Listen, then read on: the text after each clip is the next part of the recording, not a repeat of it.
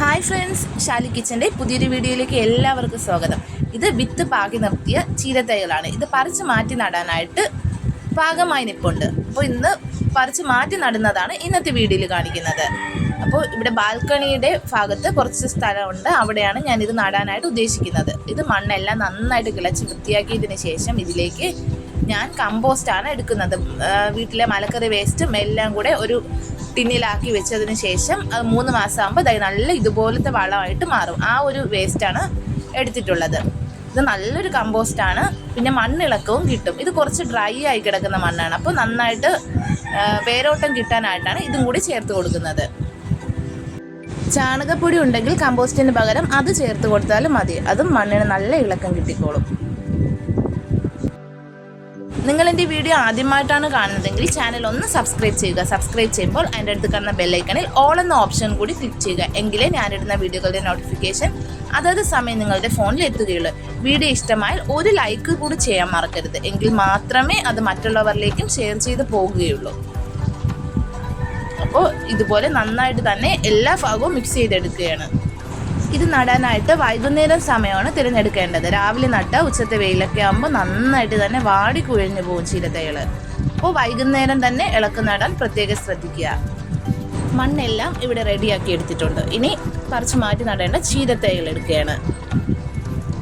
ഇത് ഒരുപാട് തൈകൾ നിൽക്കുന്നതുകൊണ്ട് തന്നെ മണ്ണോട് പൊക്കിയെടുക്കുന്നത് വലിയ ടാസ്ക്കാണ്. ഒരുപാട് തൈകൾ പോന്ന് കിട്ടും. ചെറിയ തൈകളും എല്ലാം വരും. അപ്പോൾ അല്ലാതെ ഞാൻ വലിയ തൈകൾ മാത്രം നോക്കി പിഴുതെടുക്കുകയാണ് ചെയ്യുന്നത്.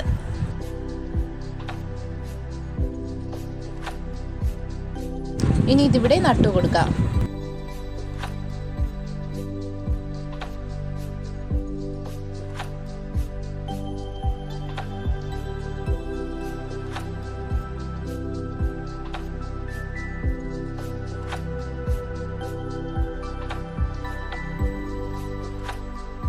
ഈ വേനൽ സമയത്ത് നമുക്ക് പെട്ടെന്ന് വളർത്തിയെടുക്കാൻ പറ്റിയൊരു വിള തന്നെയാണ് ചീര. അപ്പോൾ മടിച്ചു നിൽക്കാതെ എല്ലാവരും ഇതുപോലെ ഒന്ന് നട്ട് വളർത്തുക. കുറച്ച് ചീര വിത്തുണ്ടെങ്കിൽ നമുക്ക് അടിപൊളിയായിട്ട് വീട്ടിൽ കൃഷി ചെയ്തെടുക്കാൻ കഴിയും.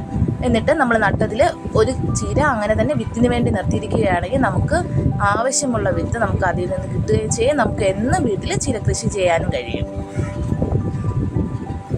നിങ്ങളുടെ അഭിപ്രായങ്ങൾ കമൻറ്റ് ബോക്സിലൂടെ എന്നെ അറിയിക്കാനും മറക്കരുത്.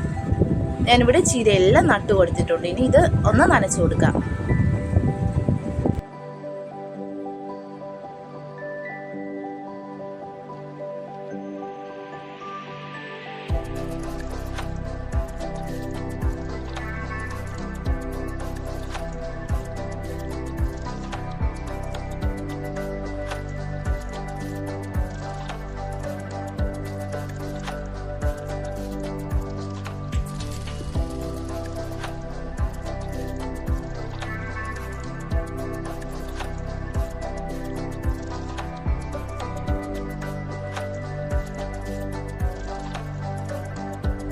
രണ്ട് ദിവസത്തേക്ക് ഈ നട്ട തൈകൾക്കെല്ലാം എന്തെങ്കിലും വെച്ച് ഓല എന്തെങ്കിലും വെച്ച് നമുക്കൊന്ന് മറച്ചു കൊടുക്കണം. വെയിൽ നേരിട്ട് തട്ടാൻ പാടില്ല, എങ്കിൽ പെട്ടെന്ന് വാടിക്കുഴഞ്ഞു പോകും.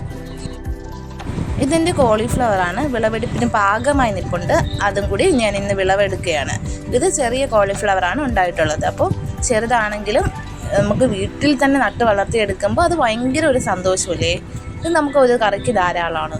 പിന്നെ വേറൊരു കോളിഫ്ലവർ കൂടി, അതും ഇതുപോലെ പാകമായിട്ട് നിൽപ്പുണ്ട്. അത് കുറച്ച് വലിപ്പമുള്ളതാണ്. അതും കൂടി ഞാൻ വിളവെടുക്കുന്നുണ്ട്.